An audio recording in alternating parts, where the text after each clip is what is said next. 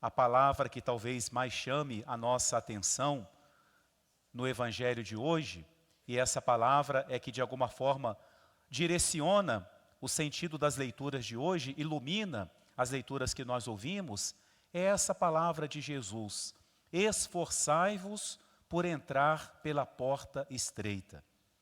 Há dias em que Jesus nos traz palavras que nos consolam, palavras que trazem alegria ao nosso coração, mas também há dias que Jesus como que quer nos fazer despertar, quer levar-nos a que renovemos o nosso empenho, o nosso esforço pelo seu seguimento. Mas antes da gente comentar essa palavra de Jesus, a primeira leitura também nos traz uma mensagem muito bonita. Por um lado, uma mensagem muito realista e também muito consoladora. O profeta Isaías, ou melhor, Deus fala através do profeta Isaías e diz assim, falando do seu povo, portanto de nós: eu que conheço as suas obras e os seus pensamentos. Deus conhece as nossas obras, Deus conhece os nossos pensamentos. Quando Deus diz que Ele conhece as nossas obras, não é somente aquilo que exteriormente se vê, mas aquilo que às vezes está lá dentro, ou aquilo que talvez ninguém veja. Deus nos conhece como realmente nós somos. Existe um bispo muito santo que, falando da oração, mas sobretudo dos momentos em que nos colocamos diante do Santíssimo, ele usa uma expressão que é muito bonita e muito forte. Ele diz que quando nós estamos diante de Jesus, é a hora da verdade. O que significa isso? Ali está Jesus, ali estou eu. E Ele me vê como realmente eu sou. Ele pode falar para nós, como hoje falou através de Isaías, ou como está no Apocalipse: eu conheço as tuas obras, eu conheço o teu coração. Isso nos leva a tomarmos a decisão de não encenarmos papéis. Ser católico, ser cristão, não é ter uma vida de aparência, porque Deus conhece o nosso coração, os nossos pensamentos, os nossos sentimentos, aquilo que está lá dentro de nós, Ele conhece. E Ele deseja, sim, as nossas obras, mas que as nossas obras correspondam àquilo que está lá dentro de nós. Mas essa palavra também nos consola, porque se Deus conhece as nossas obras, Ele conhece realmente o que nós somos. Se você, por exemplo, se empenha, se esforça, Jesus vai falar disso, Deus conhece. O seu desejo de ser uma pessoa boa, de procurar crescer cada vez mais na fé, Deus conhece. Mesmo quando você cai, quando nós caímos, Ele sabe que muitas vezes isso é efeito da nossa fraqueza, e não de uma maldade, de uma malícia, de querer estar longe de Deus. Muitas vezes é fruto da nossa fraqueza. Então, Deus conhece as nossas obras, isso também nos consola, porque Ele não vai nos julgar além daquilo que Ele vê em nós. Ele conhece a nossa fraqueza, as nossas limitações, a nossa pobreza espiritual. Ele conhece e se compadece de nós. Pois bem, no Evangelho, Jesus vai nos falar da porta estreita, mas Ele fala isso porque Ele foi feita uma pergunta.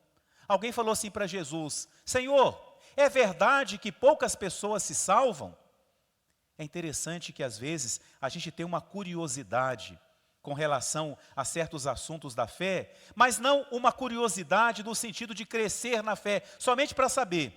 Se falar, por exemplo, assim: olha, essa semana eu vou marcar aqui no santuário uma aula de teologia em que eu vou falar sobre a data do fim do mundo. Vai dar o dobro de gente que está aqui. Ah, porque eu quero saber quando é que vai acabar o fim do mundo. Olha, eu vou dar para vocês sinais de quando Jesus estiver chegando. Vem todo mundo. Olha, eu consegui uma revelação de como é que são as coisas do lado de lá. Quem é que não vai querer vir? Existe em nós uma curiosidade. Por um lado é inevitável, não é? Mas essa curiosidade. Então a pergunta feita a Jesus, talvez mais uma curiosidade: é verdade que lá tem pouca gente? Que pouca gente chega no céu? Jesus responde: não. Ele não responde. Como também, quando Jesus começou a falar do final dos tempos, e os discípulos perguntaram, quando que vai acontecer isso? Se a gente olhar o Evangelho, Jesus faz uma confusão. Ele fala do fim do mundo, fala da destruição de Jerusalém, e a gente não sabe de que ele está falando. E será que ele se confundiu? Não! Ele de propósito fala de uma forma que a questão de data, de número, que a gente não se preocupe com isso. Não é isso que ele veio nos ensinar. Ele não veio aqui no mundo para apertar um botão e iniciar uma contagem regressiva. Pronto, está se aproximando o fim. Não, ele veio nos trazer a vida plena. E ele quer que nós vivamos cada dia plenamente. Pode parecer até meio forte, mas é assim. E vou falar porque me lembrei de um pensamento, né? É muito comum, às vezes, na sacristia, eu acho que eu vou até colocar aqui na sacristia do santuário, uma frase assim para o padre, mas serve para todo mundo. A frase é assim, sacerdote, celebra a tua missa como se fosse a primeira. A minha faz 26 anos que eu celebrei. Como se fosse a única missa e como se fosse a última. Como será que a gente participaria da missa, conhecendo a missa pela primeira vez? Como que eu participaria se fosse uma única missa que eu vou participar? E se essa fosse a última? Mas por que eu falo isso? Porque a nossa vida tem que ser vivida assim. Eu quero viver esse dia, esse momento, como se fosse o primeiro dia que Deus me dá. Como se fosse o único dia. E como se fosse, não no sentido pessimista, o último. É mais uma oportunidade que Deus me dá. É isso que Jesus deseja, não pensar na data, no número, mas viver intensamente. E é isso que ele responde quando ele fala, não dizendo se são muitos ou são poucos, porque primeiro parece que ele fala que é pouco, e depois ele fala assim, muitos virão do Oriente, do Ocidente, do Norte e do Sul. Afinal, são poucos ou são muitos? A gente não consegue a resposta. Porque de propósito, ele fala assim, o que Jesus quer dizer é que a salvação é oferecida a todos. Todos têm oportunidade. Mas essa salvação passa por uma porta estreita. E essa é a mensagem. Esforçai-vos por passar pela porta estreita. Existe um mosteiro em Portugal que ficou famoso porque nele existe uma porta estreitinha. E os monges que viviam lá, não sei se hoje ainda tem, mas ao menos a história é quanto isso. Os monges que viviam lá, de tempo em tempo, tinham que passar por aquela portinha. Se começasse a ficar mais avolumados, vai para o jejum. Não está cabendo na porta. Você está comendo muito, está fazendo pouca penitência. Passou? Ótimo. É uma figura do que Jesus fala hoje, não é? Passar pela porta estreita. Por que Jesus usa essa comparação? Antigamente, as cidades eram muradas. E quando chegava a noite, o que se fazia? Fechava os portões da cidade, por segurança com os moradores, a cidade, os portões eram fechados. E se alguém tivesse que entrar, alguém que chegasse, por exemplo, durante a noite, se abria uma portinha. E ali havia controle. Não passava todo mundo, era um por vez, numa porta estreita. E, em geral, os muros eram muito largos, então era quase que era um túnel por onde a pessoa tinha que passar. E, às vezes, se passava com dificuldade. Se a pessoa estivesse levando muita coisa, não conseguia passar. Então, o sentido da porta estreita é que nós devemos nos esforçar. Para passar por um lugar apertado, a gente tem que se esforçar. Pode ter uma gretinha, sim. Se a gente estiver em perigo, a gente passa. Não é? Se medir não cabe, mas na hora do aperto, a gente dá um jeito. É isso que Jesus quer dizer, esforce-se por entrar pela porta estreita. O mesmo que Isaías falou na primeira leitura, reafirmai, reanimai, braços desanimados, joelhos enfraquecidos, esforce-se. O que é de bom que nós temos aqui na terra, em geral, que nós conseguimos sem esforço? O que é que vem na nossa vida sem esforço? Quase nada. Até para as coisas materiais, não é? Eu quero um dia ter um bom emprego. Estudou quantos anos? Passou quantas noites estudando? Para passar num concurso? Esforço. Ah, eu quero, mas não quero me empenhar. Você não vai ter nada. Um atleta que quer ganhar uma competição, quanto esforço, quanta disciplina. Esforço, o esforço é necessário, esforçar-se. É preciso ter esse esforço, esse empenho pela vida eterna. Nós não fomos feitos para ficar aqui não. Existe para nós a vida eterna. E Jesus fala que é preciso esforçar-se, empenhar-se, ter isso como algo importante em nossa vida. E um segundo sentido da porta estreita é que, como eu falei, por ela só passa uma pessoa por vez, não é? Ou seja, eu é que tenho que passar. Ninguém vai passar por mim. Há coisas que eu preciso fazer. Santo Agostinho disse isso de uma forma muito bonita.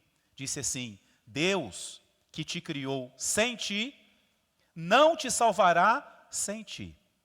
Para nos dar a vida, Deus não pediu a nossa ajuda, mas para nos salvar, Ele quer que nós façamos a nossa parte. É isso, a porta estreita, empenhar-se, fazer a minha parte. Jesus fala que não bastam algumas atitudes, como por exemplo, estar na missa. Isso é bom? É ótimo.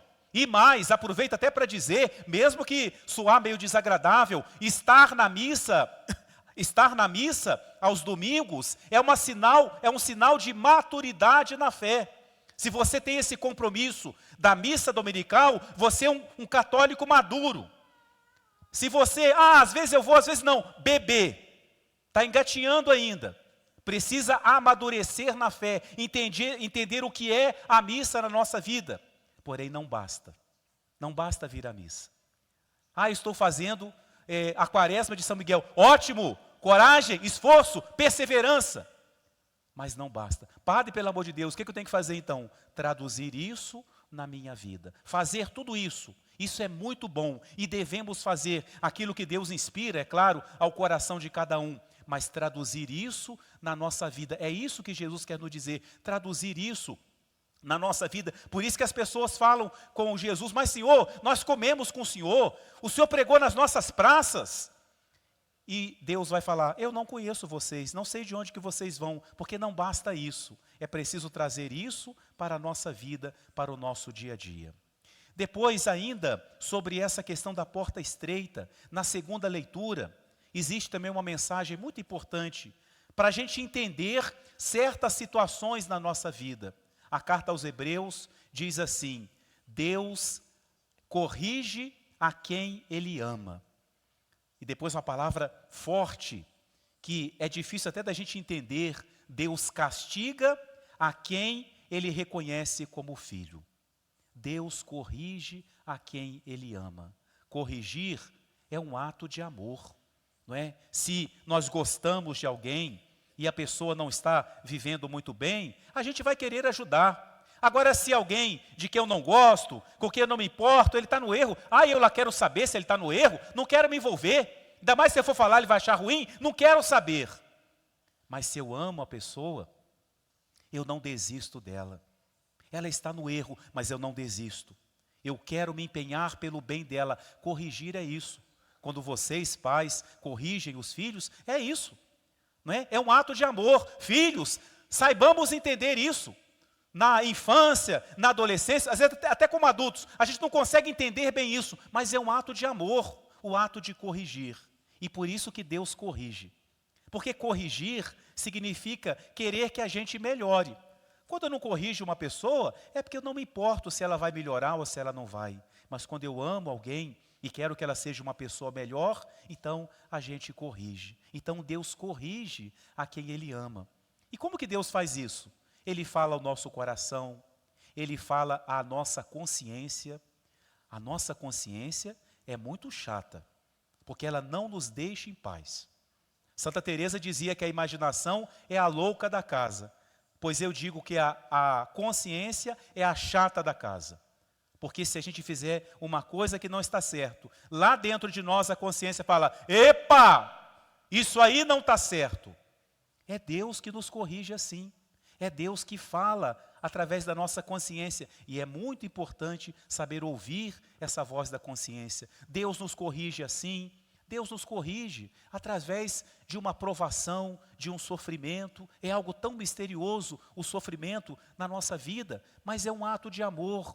Deus quer nos purificar. Eu já mencionei para vocês aqui uma poesia de um padre, que no final ele fala assim, falando da cruz: eu não temo a cruz, há um Deus em cima dela, há um mistério de amor em cada cruz. Na cruz há um Deus, e por isso ela foi transformada. Corrigir é isso, vem o sofrimento, mas como um ato de amor para nos transformar, nos fazer pessoas melhores. Então pensamos hoje a Nossa Senhora das Graças, nossa mãe, nossa padroeira, que ela alcance para nós essa graça, esse esforço, esse empenho. Eu quero me esforçar. Deus conhece as minhas obras, Ele sabe que eu quero.